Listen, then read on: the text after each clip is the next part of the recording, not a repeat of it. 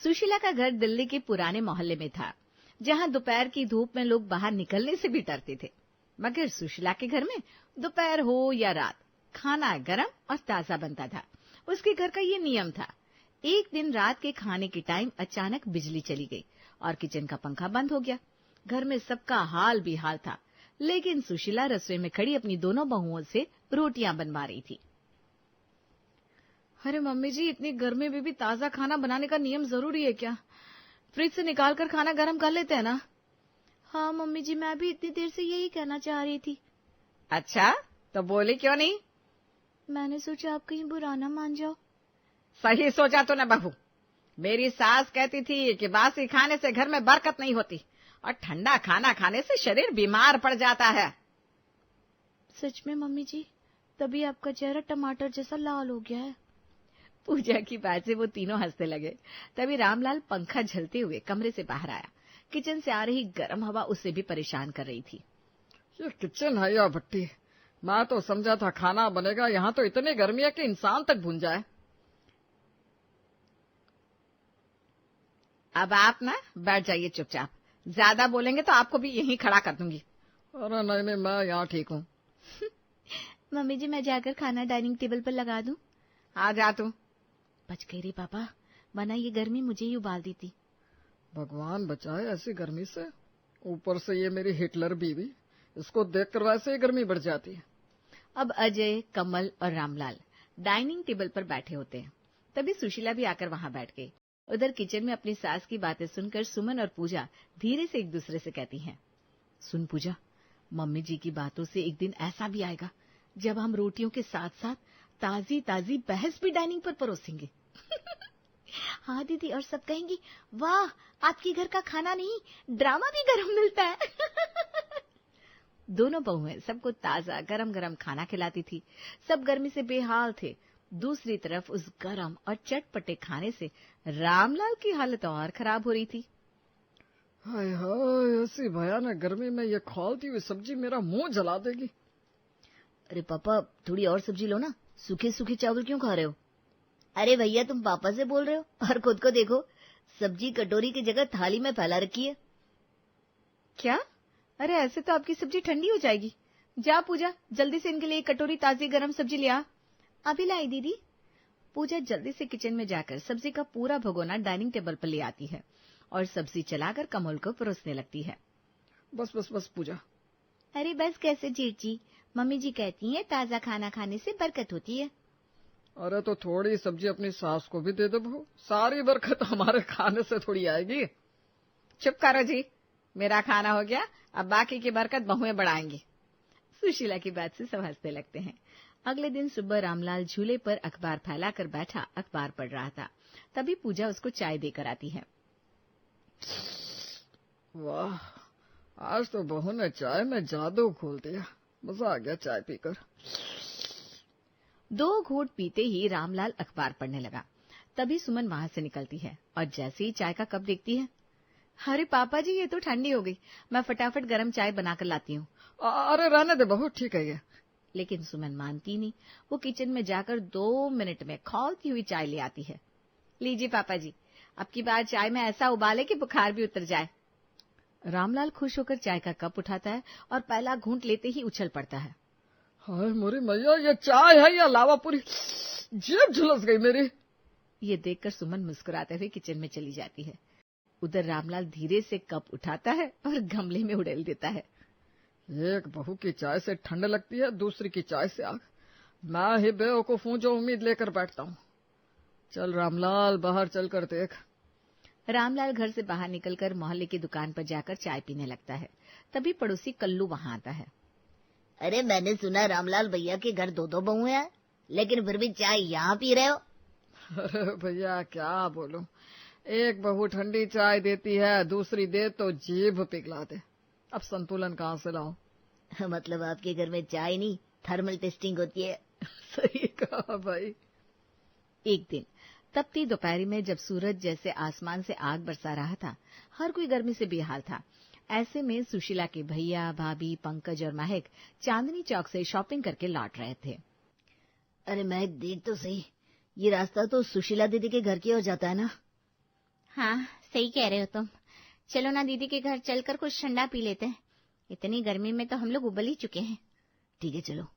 अब वो दोनों हंसते हुए मुड़े और सुशीला के घर पहुंच गए। जैसे ही दरवाजा खोला तो सुशीला चौंक गई और उसने मुस्कुराते हुए उन दोनों का स्वागत किया। अरे भैया भाभी, आओ आओ, बड़े दिन बाद ऐसे अचानक तपती धूप में, अंदर आओ जल्दी। सुशीला ने दोनों को बैठक में बिठाया, लेकिन वो दोनों पसीने से तरबतर थे।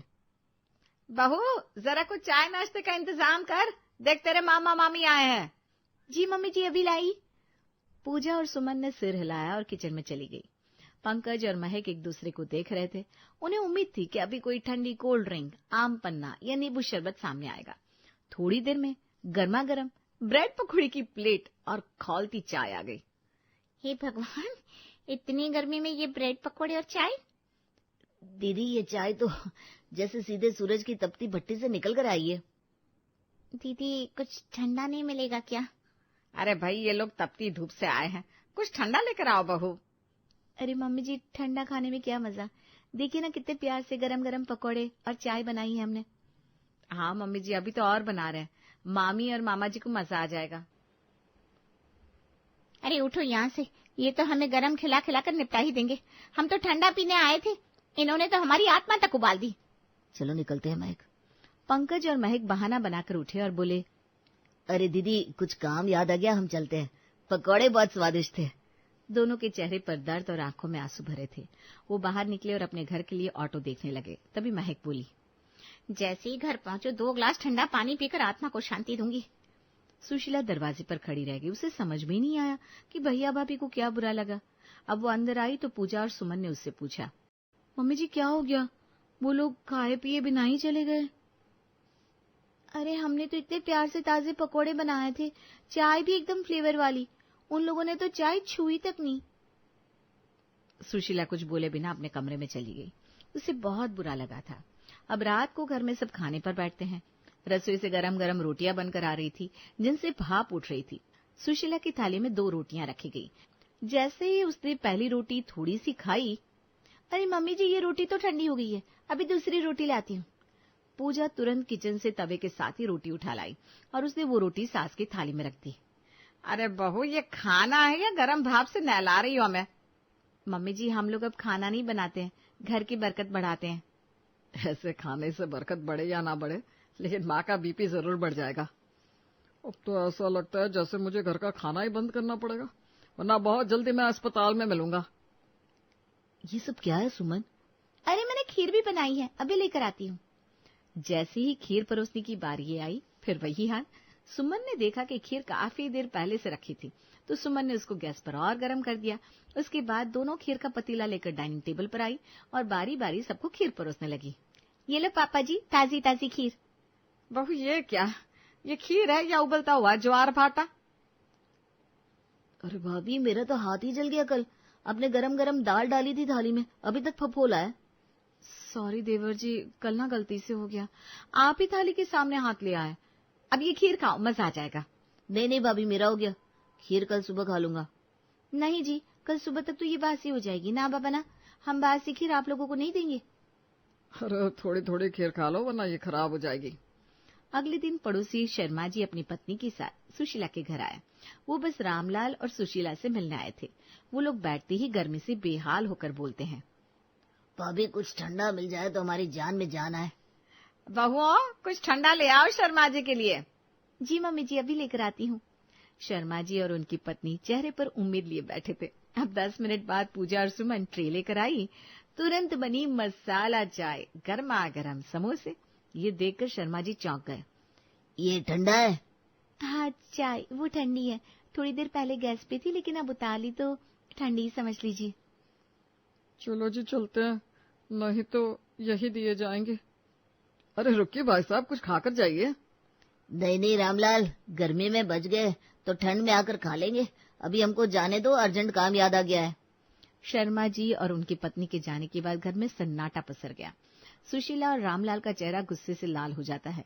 तभी दरवाजे की घंटी बजी। कमल और अजय ऑफिस से आज जल्दी घर लौट आए थे। सुशीला का गुस्सा फूट पड़ा। तुम दोनों हमसे किस जन्म का बदला ले रही हो? क्या हुआ माँ? क्या हुआ पापा, इतना गुस्सा क्यों हो रहे हो आप? शर्मा जी और उनकी पत्नी नाराज होकर चले गए। बहू ने उन्हें भी उबाल दिया गरम समोसे और चाय से। माँ, ये सब हम भी कुछ दिन से नोटिस कर रहे हैं। अब हम हाथ जोड़ते हैं, बासी खिला दो पर ताजे के चक्कर में इतना गरम ना दो कि हमारे फेफड़े बाहर निकल आए। सच में पापा, इनके ताजे के चक्कर में हमारा पेट जल चुका है। मेरी तो खाने की इच्छा ही मर गई है। ये सब सुनकर पूजा और सुमन एक दूसरे को देखती हैं और हल्की मुस्कान के साथ कहती हैं, अब आप लोगों को याद आ रही है ठंडी रोटियां? अब हम बताएंगे, ताजे खाने के नाम पर आप लोग हम पर कब से चिल्ला रहे थे? क्या मतलब? आपको याद है मम्मी जी, एक दिन जब हम दोपहर में खाने का वक्त था, बाहर तेज धूप, अंदर रसोई में धुआं, पूजा और सुमन पसीने से तरबतर रोटी सेक रही थी। गैस की आंच, गर्मी और थकान, तीनों ने बहुओं की हिम्मत तोड़ रखी थी। दीदी, मैं आज सोच रही हूँ आज थोड़ा ज्यादा खाना बना लें, शाम के लिए दोबारा आग में जलना नहीं पड़ेगा, बस रोटी सेक लेंगे। हाँ पूजा, यही मैं भी सोच रही थी। एक बार में बना लिया तो बाकी काम भी निपट जाएंगे। मम्मी जी से पूछ ले? हाँ पूछ लो। पूजा ने हिम्मत जुटाई और किचन से बाहर निकलकर सुशीला के पास पहुंची। मम्मी जी, एक बात कहनी थी। हाँ बोल बहू, क्या बात है? वो मम्मी जी, आजकल गर्मी बहुत ज्यादा होने लगी है, 3-4 बार ताजा खाना बनाना थोड़ा मुश्किल होता है। सोच रही थी दोपहर को ही थोड़ा ज्यादा बना ले तो रात को वही खा लेंगे। क्या बासी खाना खिलाओगी हमें? नहीं मम्मी जी, बासी नहीं, मतलब जो ताजा दोपहर में बने वही रात में। हाँ, रोटियां ताजी बना लेंगे। चुप रहो दोनों। हमारे खानदान में आज तक कभी किसी ने बासी खाना नहीं खाया। मम्मी जी, बात सिर्फ आज की है, देखिए ना गर्मी कितनी है। गर्मी होगी तो खाना नहीं खाओगे? अरे हमारे जमाने में तो कोयले के चूल्हे पर खाना बनाते थे। हम भी बना रहे हैं मम्मी जी, बस थोड़ी राहत मिल जाती। राहत चाहिए तो मायके चली जाओ, यहाँ तो ताजा ही बनेगा। सुबह का नाश्ता, दोपहर का खाना, रात का खाना, सब कुछ एकदम ताजा। लेकिन मम्मी जी, कभी कभी तो। चलो पूजा, अब चुप ही रहो, जितना बोलेंगे उतनी डांट सुननी पड़ेगी। दोनों बहुएं चुपचाप रसोई में लौट गई। रसोई में फिर से वही गर्म हवाएं, खौलती कढ़ाई और 2 मासूम चेहरे जो ताजगी की चाह में तप रहे थे। दोनों बहुएं परेशान थी। एक बार दोपहर की तेज गर्मी थी, पसीने ने सबका हाल बेहाल कर रखा था। तभी कमल ऑफिस से घर आता है। अरे माँ, आज तो लगता है जैसे आग बरस रही है, कुछ खाने को मिलेगा क्या? हाँ, पहले नहा करा, तब तक बहू ताजा खाना परोस देगी। बहू, जाकर गर्मा गर्म ताजी रोटियां बना दो कमल के लिए। सुमन रसोई में चली गई और जल्दी जल्दी ताजी रोटियां सेकने लगती है। हर बार ताजा ताजा ताजा, कभी सबको एक साथ खिला दो तो हमारा भी भला हो जाए। दीदी, मुझे तो इस घर के नियम ही समझ नहीं आते। अरे मत समझ, तू क्या करेगी समझकर? कमल खाना खाकर उठता ही है कि आधे घंटे बाद अजय आ जाता है। माँ, खाना बचाए क्या? बहुत भूख लगी है। अरे बचा हुआ क्या होता है, अभी ताजा खाना बनवाती हूँ बहू से। पूजा, जल्दी से अजय के लिए खाना बना दे। अब पूजा और सुमन दोनों फिर से भागकर किचन में जाती हैं। हम कोई मशीन है क्या? अभी जीत जी को बना कर दिया तो वो खराब हो गया क्या? आखिर घर में कितनी बार खाना बनेगा? बहुओं ने जैसे तैसे अजय को ताजा खाना खिलाया तो थोड़ी देर में उनके ससुर जी भी बाहर से घूमकर आते हैं। बहू, जल्दी से इनके लिए भी ताजी रोटियां बनाकर लाओ। मम्मी जी, एक ही बार में सबका खाना बनवा लीजिए ना, बार बार रोटियां सेकने से गैस भी ज्यादा लगती है और काम भी दुगना हो जाता है। सच में मम्मी जी, दिन भर रसोई में लगे रहेंगे तो घर के बाकी काम कब करेंगे? इतने में कमल तेज आवाज में बोलता है, ये क्या तरीका है बात करने का? हम सब बचपन से हमेशा ताजा खाना खाते आए हैं, आगे भी खाएंगे। जिसे जब भूख लगे उसके लिए तभी ताजा खाना बनना चाहिए। बहू हो तो बहू जैसा बर्ताव करो। खाना बनाना तुम्हारा काम है, कोई एहसान नहीं कर रही हो हम पर। ठीक है मम्मी जी, बना रहे हैं। दोनों बहुएं चुपचाप फिर से रसोई में लग जाती हैं। अब अगली रात को जब सब लोग डाइनिंग टेबल पर बैठकर खाना खा रहे थे तो पूजा अजय के लिए रोटी लेकर आती है। सुनिए जी, ये लीजिए रोटी, अभी तवे से उतारी है। हाय राम, ये कैसी ताजी रोटी है, बिल्कुल पिचकी हुई। तुझे तमीज नहीं है क्या बहू? मेरा बेटा ऐसी बासी रोटी खाएगा क्या? नहीं मम्मी जी, ये तो ताजी रोटी है, बस उतार के प्लेट में रखी थी, थोड़ी हवा निकल गई। बस सुन ले बहू, हमारे घर में खाने में बासी या ठंडा नहीं चल सकता। पर मम्मी जी, बार बार कुछ नहीं। सुबह ये लोग जो नाश्ता ले जाते हैं वो तो वैसे भी दोपहर में ठंडा खाते हैं, कम से कम एक टाइम तो ताजा खाना खिलाओ ना। सोच क्या रही हो बहू? ताजी रोटी लेकर आओ। जी पापा जी, अभी लाते हैं। पूजा चुपचाप वो रोटी लेकर किचन में जाती है। वहां पर सुमन उसको उदास देखकर पूछने लगती है। क्या हुआ, तुम उदास क्यों हो पूजा? क्या बताओ दीदी, गर्मी में भी गरम खाना चाहिए सबको। अब तो लगता है तवा लेकर डाइनिंग टेबल पर ही रोटी उतारनी पड़ेगी। क्यों नहीं, तवा मैं पकड़ूंगी, तू रोटी उतार उतार कर सबको देते रहना। अब हम दोनों मिलकर इस घर को 5 स्टार होटल बना देंगे। हाँ दीदी, अब ऐसा ही करना पड़ेगा, वरना सबको लगता है मैं बासी रोटियां परोस रही हूँ। पूजा देख लेना, एक दिन यही गरम खाना सबको सताएगा, तब ये लोग हमारी बात याद करेंगे। हाँ दीदी, अब हम खिलाएंगे इनको ताजा ताजा खाना और कहेंगे लो ताजी रोटी खाओ खाना। बहुओं की बात सुनकर सबके चेहरे शर्म से लाल हो जाते हैं। सुशीला बिल्कुल शांत आवाज में बहुओं से कहती है। हाँ बहू, अब हम समझ गए कि तुम हमें क्या समझाना चाहती हो। अब तुम जैसा भी खाना बनाओगी हम खा लेंगे। हाँ बहू, हमने सच में ध्यान नहीं दिया कि अनजाने में हमने तुम दोनों को बहुत तकलीफ दी है। सॉरी भाभी, अब दोनों हम सबको माफ कर दो। अब जो बनाओगी, जैसे बनाओगी, हम लोग खुशी खुशी खा लेंगे। माला एक छोटे शहर में अपने परिवार के साथ खुशी खुशी रहती थी। माला के घर में वैसे तो सब कुछ था, बस कमी थी तो एक छोटी बहू की, जिसकी तलाश माला के पूरे परिवार को थी। चित्रा बहू, मैंने एक बात सोची है। जी माँ जी, कहिए। अब हमारे घर में सब कुछ है, लेकिन एक चीज की कमी अब भी बनी हुई है। क्या बात है सासू माँ, आपको क्या कमी महसूस हो रही है? अरे बहू, अब सूरज की भी शादी हो जानी चाहिए ना। हाँ सासू माँ, मेरे भी दिल में ये ख्याल तो था। घर में एक छोटी बहू आ जाएगी तो घर की रौनक और बढ़ जाएगी। बिल्कुल सही कह रही हैं आप, लेकिन सूरज से भी तो पूछना पड़ेगा। माँ, मैं आपसे इसी बारे में बात करने वाला था। सूरज की शादी के लिए मेरे दिमाग में एक बहुत अच्छी लड़की है। अच्छा, कौन है वो लड़की? उसका नाम सोनम है, बहुत ही संस्कारी और समझदार लड़की है। ये तो बहुत अच्छी बात है। घर के सारे कामकाज भी अच्छे से जानती है, पढ़ी लिखी भी है और परिवार भी बहुत अच्छा है। तुमने इस लड़की के परिवार के बारे में कुछ पता किया? हाँ माँ, उसके पिता शर्मा जी बहुत ही भले आदमी है, परिवार भी अच्छा और सुसंस्कृत है। अरे तो फिर देर किस बात की, हमें जाकर शर्मा जी से मिलना चाहिए और हमें इस रिश्ते की बात को आगे बढ़ानी चाहिए। बिल्कुल सही कहा बहू ने। लेकिन सूरज से भी पूछ लेते हैं कि वो क्या सोचता है। यहाँ बातें चल रही थी, तभी सूरज घर के अंदर आता है। सूरज की दादी माला उसे बुलाकर अपने पास बिठाती है। बेटा, हम सब ने तेरी शादी की बात सोची है। विजय बता रहा था सोनम नाम की एक लड़की तुम्हारे लिए बहुत अच्छी रहेगी। दादी माँ, आपने तो मुझसे पूछा भी नहीं। अरे बेटा, माँ बाप का भी तो फर्ज होता है अपने बच्चों के लिए अच्छा सोचे।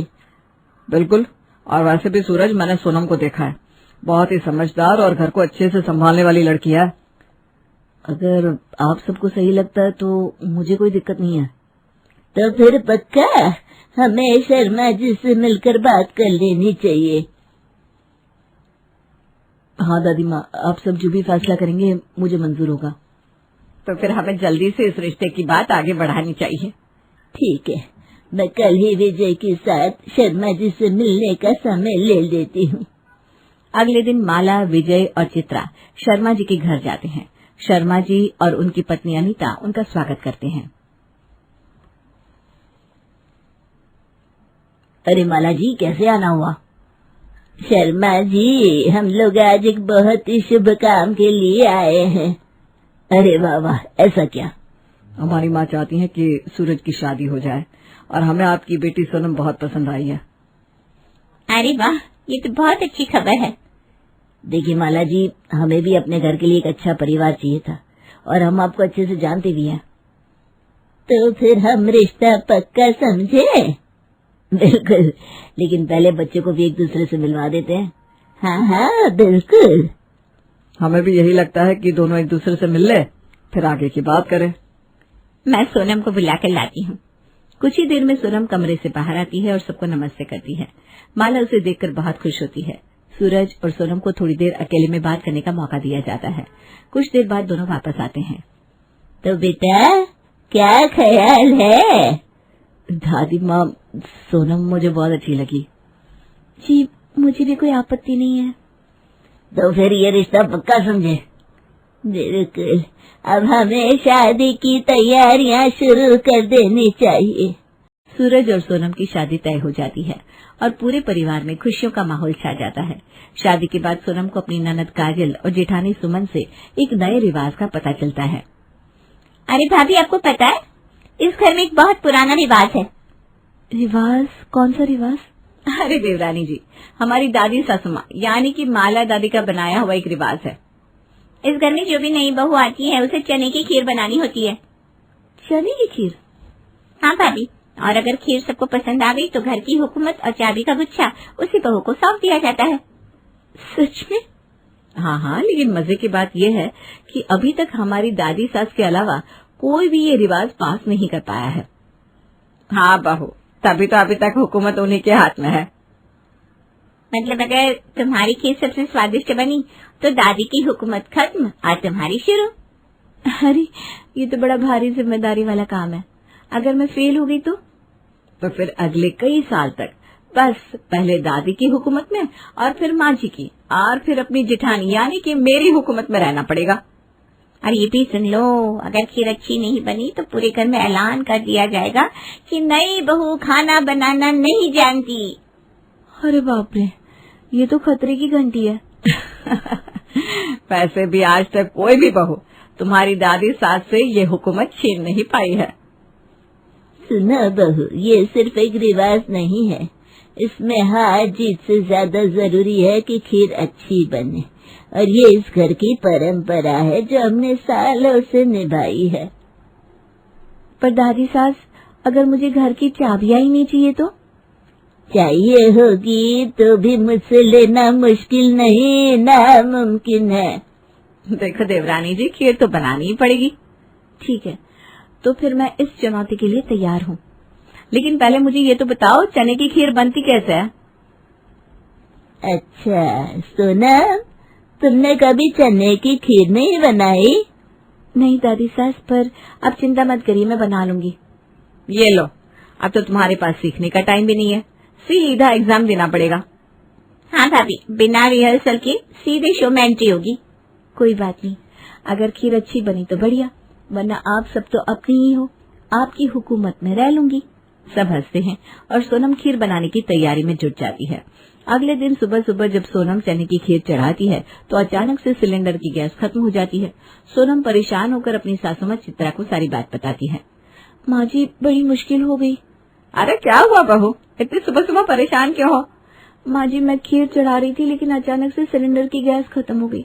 अब क्या करूँ, सब लोग खीर का इंतजार कर रहे हैं।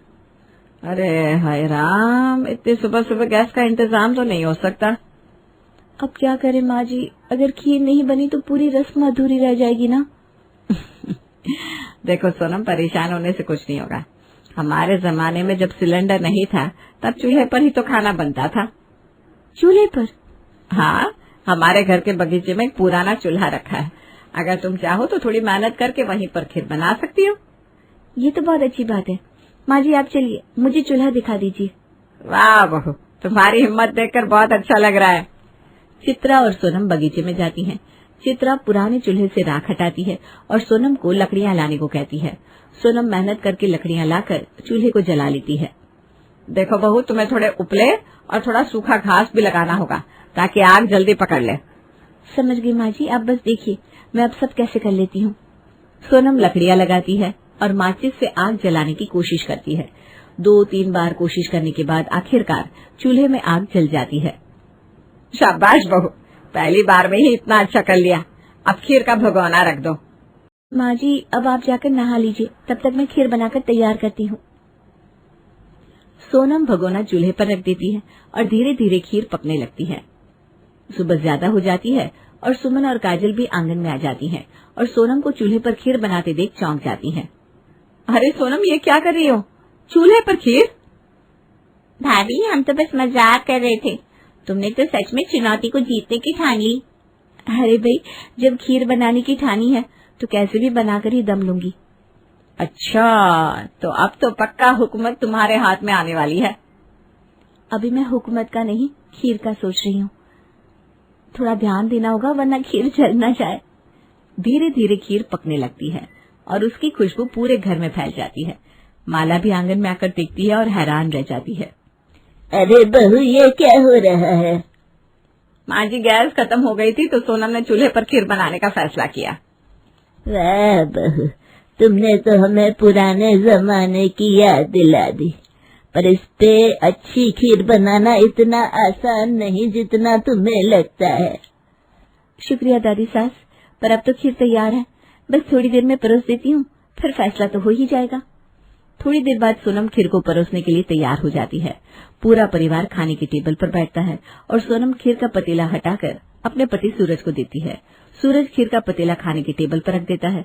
माला धीरे धीरे पतीले का ढक्कन हटाती है और देखते ही चौंक जाती है। पतीले में खीर तो थी ही नहीं। अरे ये क्या, पतीला बिल्कुल खाली है, खीर कहाँ गई? अरे वाह, सोनम ने खीर बनाई भी या बस मेहनत करने का नाटक किया? भाभी, कहीं ऐसा तो नहीं कि मेहनत करने के बाद तुम्हें खुद ही इतनी भूख लगी कि पूरी खीर खा गई? ये क्या मजाक है सोनम? सुबह से सब लोग खीर का इंतजार कर रहे थे और अब कुछ मिलेगा ही नहीं। अगर खिलाने का मन नहीं था तो पहले बता देते, हमारा समय क्यों बर्बाद किया? मैंने सोचा था मेरी बहू मेहनती और समझदार निकलेगी, लेकिन ये क्या किया, पूरे घर की परंपरा के साथ मजाक कर दिया। बिल्कुल माँ, सोनम को पता होना चाहिए कि ये सिर्फ एक परंपरा नहीं बल्कि परिवार के विश्वास की बात थी। अगर खीर अच्छी भी नहीं बनती तो भी चल जाता, लेकिन ये क्या कि कुछ परोसा ही नहीं। बेटा, इतनी मेहनत करके खीर बनाई थी तो खिलानी भी चाहिए थी ना। भाभी, अगर खीर अच्छी नहीं बनती तो क्या हो जाता, हुकूमत हार जाती, पर मन तो नहीं टूटता। टेबल पर तो मैंने भरा हुआ पतीला रखा था, लेकिन ये खीर गई कहाँ? सोनम भगवान को भोग लगाकर वापस आती है और सबकी नाराजगी देखकर चौंक जाती है। अरे, आप सब इतने गुस्से में क्यों हैं? तुम खुद ही देख लो, ये खाली पतीला सब कुछ बता रहा है। अरे, खीर कहाँ गई? मैंने तो खुद सूरज को दी थी और इसमें खीर भरी थी। तो अब क्या ये भी हमसे पूछोगी खीर कहाँ गई? भाभी, कहीं आपने भगवान को भोग लगाते लगाते सब कुछ उन्हीं को तो नहीं चढ़ा दिया? मुझे लगता है ये सब सोनम का बहाना है। उसे डर था कि खीर अच्छी नहीं बनेगी, इसीलिए खुद ही खत्म कर दी। अगर ऐसा था तो कम से कम हमें तो बता दी थी। इतनी बेवकूफी भरी हरकत करने की क्या जरूरत थी? मुझे लगता था मेरी बहू समझदार है, लेकिन आज तो सारी उम्मीदें ही टूट गई। तभी पास के पड़ोसी नीरज वहाँ आते हैं। हाँ जी, तो इस घर की परंपरा के अनुसार अब तक तो खीर बन गई होगी। खीर का तो पता नहीं, लेकिन हमारी छोटी बहू ने हमें अच्छा बेवकूफ बना दिया। ऐसा क्या कर दिया नई बहू ने? खाली पतीला सामने रख दिया। नहीं, ऐसा नहीं है, आप सबके सामने मैंने खीर बनाई थी।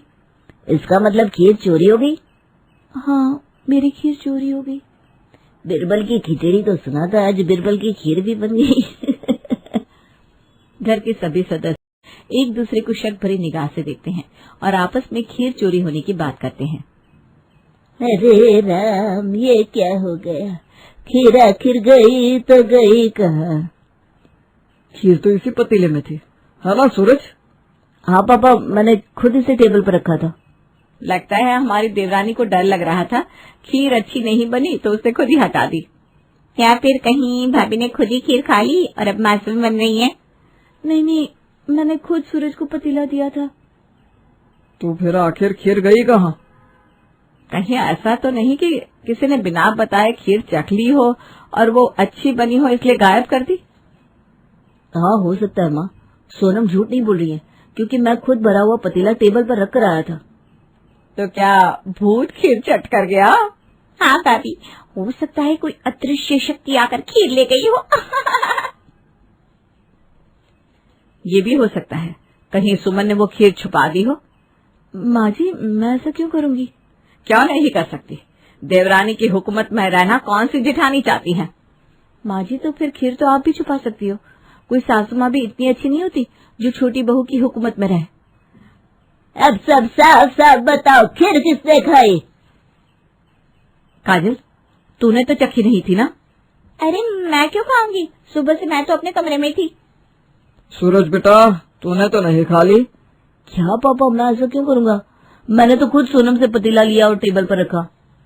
सुमन, कहीं तूने तो नहीं खाई? तूने पहले ही कह दिया था कि सोनम की खीर अच्छी नहीं बनेगी। हाय राम, ये क्या कह रहे हो? मैं तो खुद इस खीर का बेसब्री से इंतजार कर रही थी। तो कहीं माँ ने ही तो नहीं चख ली? आखिर दादी को मीठा बहुत पसंद है। अरे वाह, अब बुढ़िया पर इल्जाम लगाओगे? मैंने तो हाथ तक नहीं लगाया। तो क्या कोई अदृश्य शक्ति आई और खीर उड़ा ले गई? ये एक दूसरे पर इल्जाम लगाने का समय नहीं है। भैया सही कह रहे हैं, ये समय खीर ढूंढने का है। घर के सभी सदस्य खीर ढूंढने में लग जाते हैं। हर सदस्य घर के उस कोने में जाकर देखता है जहाँ जल्दी कोई नहीं जाता। तभी विजय को छत की कोठरी के किनारे एक कोने में खीर का भरा हुआ पतीला मिल जाता है। अरे माँ, मैंने खीर ढूंढ ली। क्या? कहाँ मिली? छत की कोठरी के कोने में। सभी घर वाले जल्दी जल्दी छत की ओर भागते हैं और विजय के पास पहुंचते हैं और वे पतीले को देखकर दंग रह जाते हैं। ये यहाँ कैसे पहुंचा? लगता है खीर को खुद ही इस कोठरी का माहौल पसंद आ गया होगा। या फिर खीर को भी हमसे दूर शांति चाहिए थी। मगर असली सवाल तो ये है कि ये खीर यहाँ आई कैसे? यानी कि खीर को किसी ने यहाँ लाकर रखा है। लेकिन किसने? ये तो साफ है कि किसी ने इसे जानबूझकर यहाँ छुपाया है। पर आखिर किसने? चलो घर के हर सदस्य से पूछताछ की जाए। सही कहा, पहले मम्मी पापा से पूछते हैं। अरे बस करो, हमें पता लगाना होगा कि इस वक्त कौन छत पर गया था। अभी खीर गर्म है, यानी इसे ज्यादा देर पहले यहाँ नहीं रखा गया। सच में? अब जब खीर मिल गई है तो पहले इसे खा लेते हैं, फिर चोर का पता लगाएंगे। बिल्कुल सही कहा माँ जी, मेहनत से बनाई थी तो पहले इसका आनंद तो लें। यानी पहले पेट पूजा फिर काम दूजा। बिल्कुल, चोर तो पकड़ा ही जाएगा, लेकिन खीर का स्वाद मिस नहीं करना चाहिए। सबके चेहरे पर मुस्कान आ जाती है। विजय पतीला उठाता है और सब नीचे खाने के टेबल पर आकर बैठ जाते हैं। सोनम खीर को कटोरियों में परसती है। तभी खीर के पतीले से चाबियों की आवाज आती है। चित्रा खीर दूसरे पतीले में पलट कर देखती है और हैरान रह जाती है। अरे ये क्या आवाज आई? कहीं खीर के अंदर से कोई खजाना तो नहीं निकलने वाला, या फिर कोई गुप्त संदेश? माँ जरा खीर को दूसरे बर्तन में डालकर देखिए ना। चित्रा पतीले से खीर को एक दूसरे बर्तन में पलटती है और सबकी आंखें हैरान रह जाती है। खीर के नीचे एक चमचमाता हुआ चाबी का गुच्छा दिखाई देता है। अरे ये तो माँ की चाबियां हैं। ये चाबियां खीर में कैसे आ गई? तो असली चोर पकड़ा गया। हाँ, इस बार चोर और कोई नहीं बल्कि खुद हमारी दादी माँ है। अरे नहीं नहीं, ये सब बताइए ना दादी जी, चोरी आपने की थी ना? हाँ माँ, अब सच्चाई छुपाने का कोई फायदा नहीं है। हाँ, मैंने ही की थी चोरी। लेकिन दादी आपने ऐसा क्यों किया? माँ जी, कहीं आपको सच में सोनम की खीर इतनी पसंद आ गई कि आप अकेले ही खाना चाहती थी, या फिर आप इस रिवाज से बचना चाहती थी? बात ये नहीं कि मुझे खीर पसंद आई, पर यह भी सच है कि खीर बहुत स्वादिष्ट बनी थी। तो फिर आपने खीर क्यों छुपाई? क्योंकि मुझे डर था, अगर सोनम की खीर सबको पसंद आ गई तो उसे घर की हुकूमत और चाबियों का गुच्छा सौंपना पड़ेगा, और इसका मतलब ये होगा कि अब मेरी हुकूमत खत्म। अरे माँ, तो दादी आपने इसलिए चोरी की? हाँ बेटा, मैं इतने सालों से इस घर को चला रही हूँ। हर छोटा बड़ा फैसला मैंने लिया है, लेकिन अगर सोनम को चाबियां मिल जाती तो मेरी जगह उसे मिल जाती। मैं डर गई थी कहीं मेरी बातों की अहमियत कम ना हो जाए। अरे दादी जी, घर की हुकूमत कोई चाबियों के गुच्छे से थोड़ी ना चलती है, वो तो आपके प्यार, अनुभव और समझदारी से चलती है। हाँ दादी, आपसे बड़ा कोई बॉस बन ही नहीं सकता। पूरा परिवार उनकी शरारत पर हंसने लगता है।